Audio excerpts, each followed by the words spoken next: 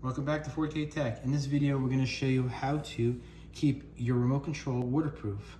In my case, I keep my remotes outside on my patio. I have outside TVs. And the last one got water in it and it got ruined. So online, you could get 100 count of these bags here. And they fit most remotes. So what we're going to do is put the remote inside, all the way inside here like that.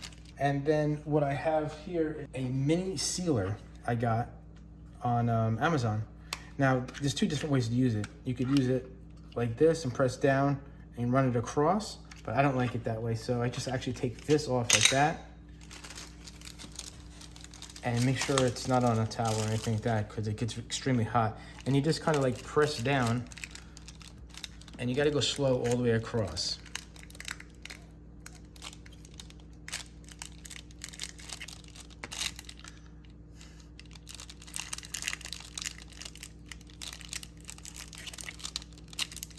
And you'll kind of like smell the plastic burning a little bit.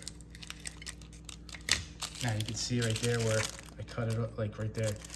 So then we take our hairdryer, try to send the remote inside the bag there. And I keep it on low hot.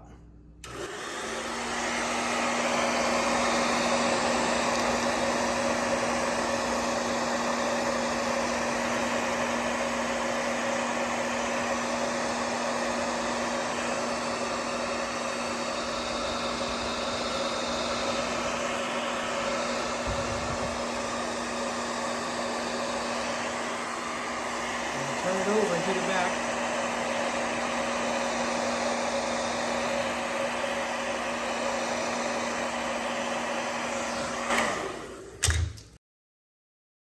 Should be a little bit left over. Just cut in front of that line because that's where we like that. And now our remote control is sealed. Let's go check it out. Run it under the water here. Boom. Look at that. No water inside. Smash that like button. Please subscribe.